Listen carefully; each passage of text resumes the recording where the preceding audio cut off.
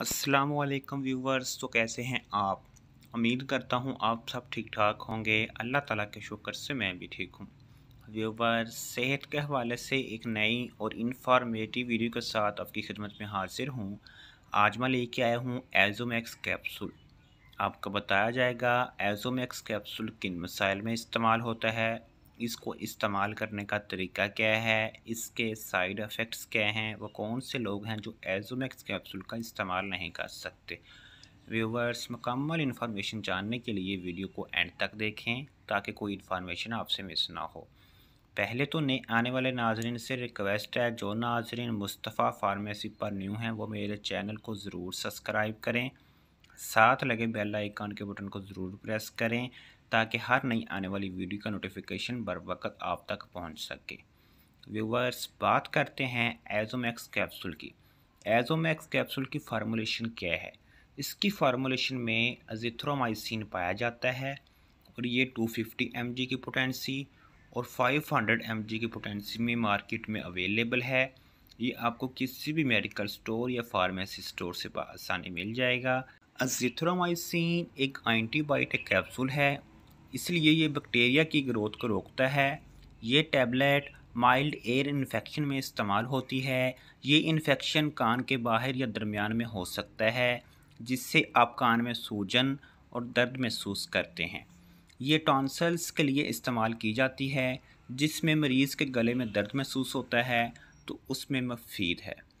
बुखार और बदन में दर्द के लिए भी अजिथ्रोमाइसिन यानी कि एजोमैक्स कैप्सूल इस्तेमाल किया जाता है।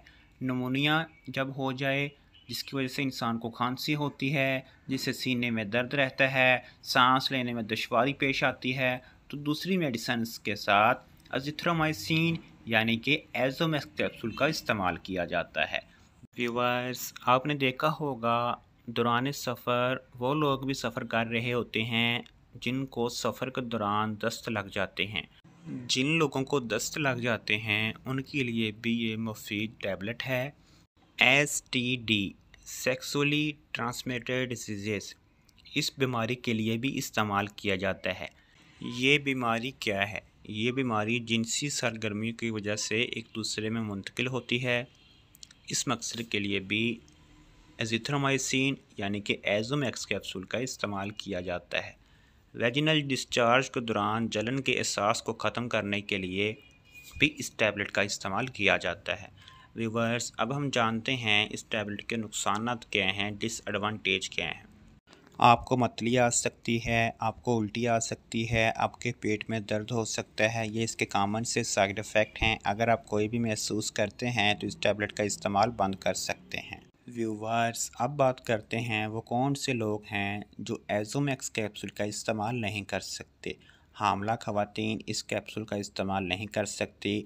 दूध पिलाती माएँ इस कैप्सूल का इस्तेमाल नहीं कर सकती। जिगर के आर्से में मुब्तला लोग इस कैप्सूल का इस्तेमाल नहीं कर सकते।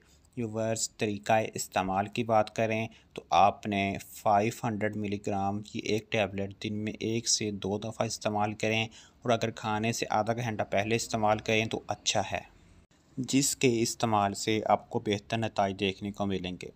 बच्चों को डॉक्टर की हदायत के मुताबिक इस्तेमाल करवाएं। व्यूवर्स, ये था एजोमैक्स यानी कि अजिथ्रोमाइसिन कैप्सूल का मुकम्मल रिव्यू। अगर आप मेडिसिन के रिलेटेड कोई भी इंफॉर्मेशन जानना चाहते हैं या कोई भी क्वेश्चन पूछना चाहते हैं तो आप कमेंट सेक्शन में रब्ता कर सकते हैं। अगर आपको वीडियो अच्छी लगी है तो वीडियो को लाइक करें, ज़्यादा से ज़्यादा शेयर करें। नए आने वाले नाजरीन से रिक्वेस्ट है, जो नाजरीन मुस्तफ़ा फार्मेसी पर न्यू हैं वो मेरे चैनल को सब्सक्राइब करें, साथ लगे बेल आइकन के बटन को ज़रूर प्रेस करें ताकि हर नई आने वाली वीडियो का नोटिफिकेशन बर वक्त उन तक पहुंच सके। व्यूवर्स, तब तक के लिए अल्लाह हाफिज़। इंशाल्लाह मिलते हैं एक नई वीडियो के साथ।